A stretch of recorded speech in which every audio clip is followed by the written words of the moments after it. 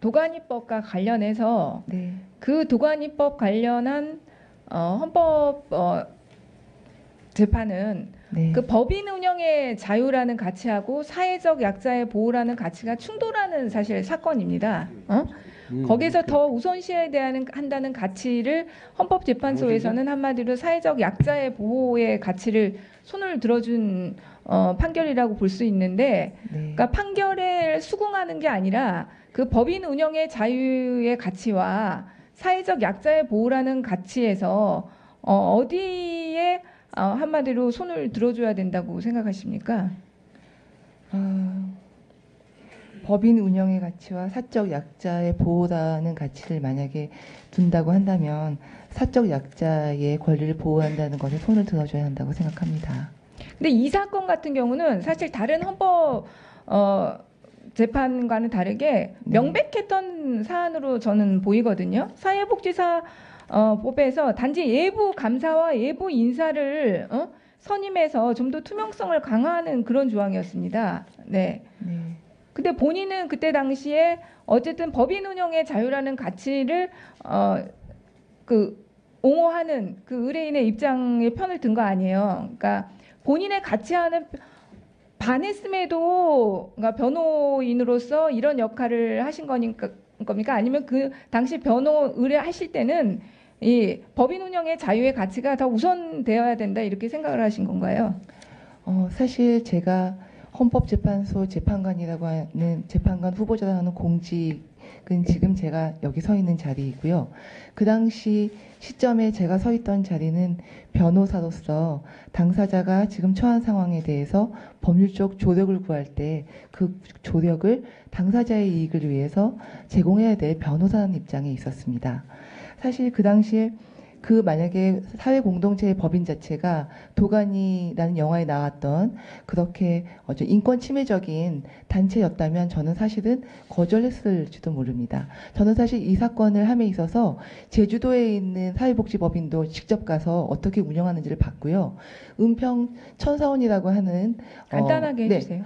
네. 현실적으로 봤을 때 저에게 도움을 요청했던 사회복지법인 단체들은 도가니법에 나왔던 도가니란 영화에 나왔던 그런 곳은 아니었고 오히려 민간복지의 활성화를 하는 것이 복지를 증진시킬 수 있는데 도가니법이라는 이름으로 만들어진 요 조항들이 외부 감사나 외부 이사의 좀 추천비도 좀 높았기 때문에 전문가가 그 인력풀을 다 당하지 못해서 좀 비전문가들이 많이 들어와서 오히려 민간 복지를 정책 결정에 좀 많이 부적절한 면이 있었다라고 하는 그들 나름대로의 고충이 있었습니다. 그래서 한번 헌법재판소에 이런 사정을 말씀드리고 뭐 외부 감사가 들어온다, 외부 이사가 들어온다 자체가 문제가 아니라 그 비율도 한번 봐주셨으면 좋겠다는 생각을 했던 것입니다.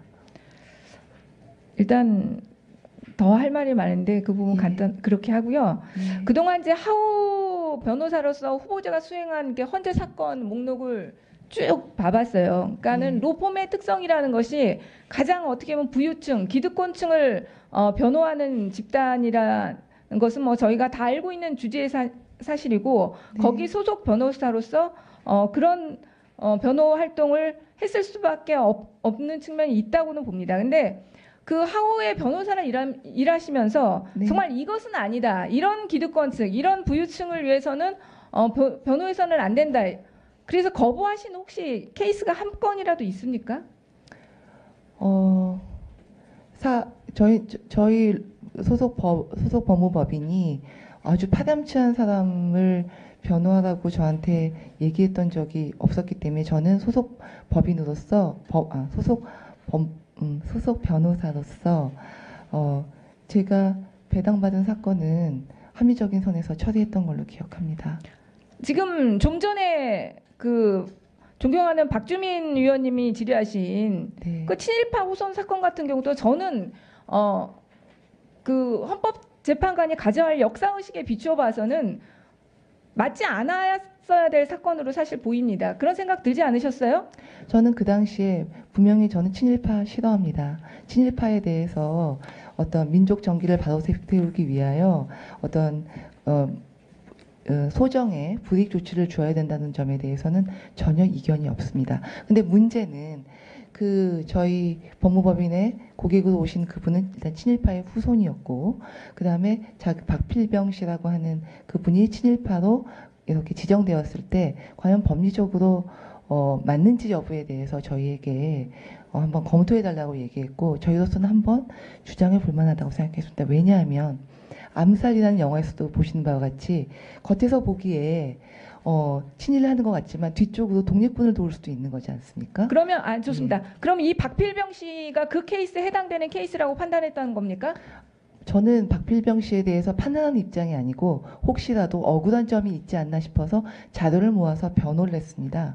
근데 잘 보면 중천 참이라는 벼슬을 내려줬다는 것은 그분이 그 사람이 박필병이 상당히 부유한 사람이라는 뜻이었을 텐데 거부하지 못한 채 그 자귀를 받았고 뭔가 활동을 했던 측면이 있겠습니다만 오히려 저희가 받은 자료에 의하면 교육 사업이라든지 좀 그 시대에 우리 사람들을 위해서 좀 도와주는 측면도 있었던 거는 지금 그러니까 지금도 후보자님은 변호하는 것이 박필병에 아닙니다. 대해서는 명백하게 친일파로 인정하기는 어려운 측면이 있다 이런 입장이신 거네요. 아닙니다. 그 당시 제가 변호했던 내용을 다시 한번 아니 지금 다시 그렇게 말씀하시. 지금은 그러면 지금 개인적인 판단은 어떻습니까? 박필병 씨에 대한. 친일파라고 생각합니다.